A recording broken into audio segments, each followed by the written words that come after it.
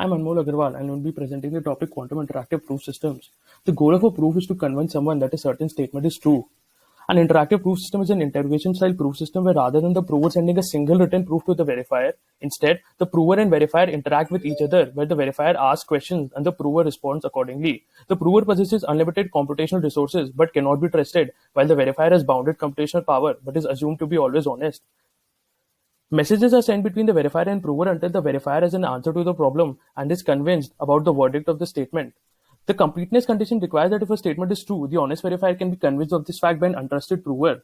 The soundest condition requires that if the statement is false, no prover, irrespective of whether it follows the protocol or not, can convince the honest verifier that the statement is true except with some small probability. Let us consider the case where both parties are deterministic in nature with functions f and g respectively. For an interaction of k messages, k can be considered to be even, as if the verifier is the last messenger, then that message will be useless as the prover will not get the chance to respond to that message.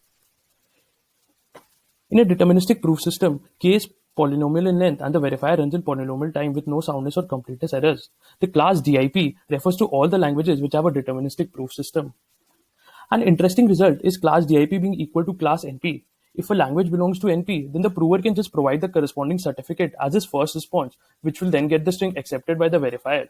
For proving the other side, if a language belongs to DIP, a transcript of messages represented by the tuple A1, A2 till AK exists. We can then easily define a prover which sends a concatenation of these transcript messages as a certificate, and the vendor will find this acceptable as the following equations hold true because of the language membership in DIP. In order to realize the full potential of interaction, we need to let the verifier be probabilistic in nature. The idea is that, similar to probabilistic algorithms, the verifier will be allowed to come to a wrong conclusion with some small probability. It turns out that the combination of interaction and randomization of the verifier has a huge effect on the ability of the computation. The set of languages which have interactive proof systems now jumps from NP to P space, which I'll show in the upcoming slides. The soundness and completeness conditions, however, remain the same, but with a very small associated error in this case. We can define complexity classes by restricting the verifier and prover resources in different ways. The most basic ones are AM and IP.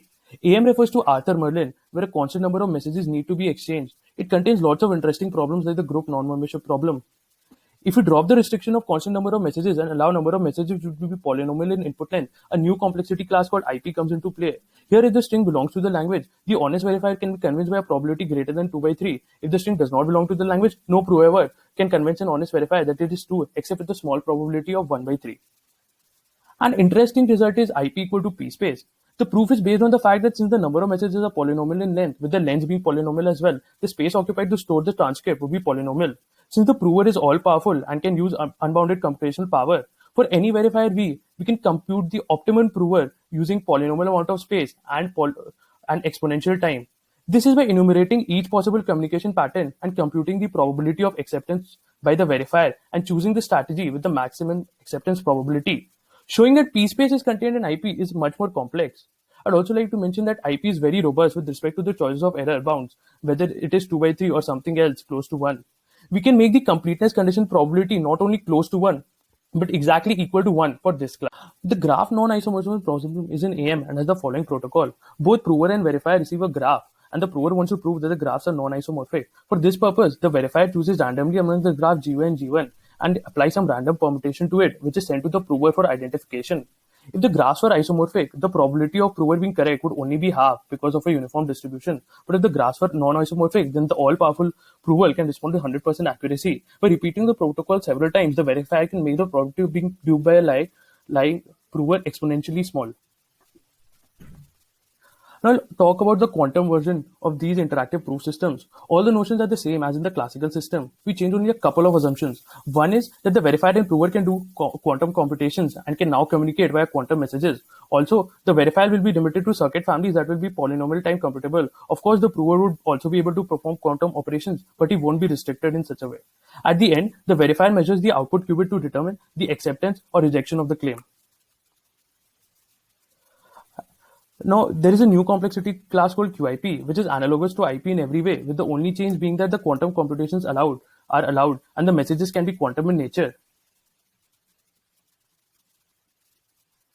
It turns out that QIP3 equal to QIP equal to IP equal to P space, which means that the quantum analogs are no more powerful than the classical ones. Intuitively, this may be because the non-determinism of the verifier increases the ability of the system to such an extent that the switching from classical to quantum state fails to make any noticeable difference.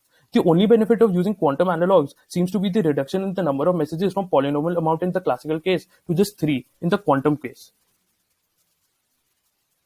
Quantum systems are also quite robust with respect to the choice of error bounds, just like in the case of IP. At the cost of one additional round, every quantum interactive proof can be transformed into an equivalent proof with perfect completeness, with just some increase in soundness error. But even this is not a deal breaker, as once we achieve perfect completeness, it is possible to gain an exponential reduction in soundness error. Also, every QIP can be reduced to an equivalent QIP having just 3 messages, leading to class QIP being equal to QIP3. As a result, QIP can now be classified into just 4 different classes: QIP0, which is PQP, QIP1, which is QMA, QIP2, which is AM, and QIP3. That's it from my side.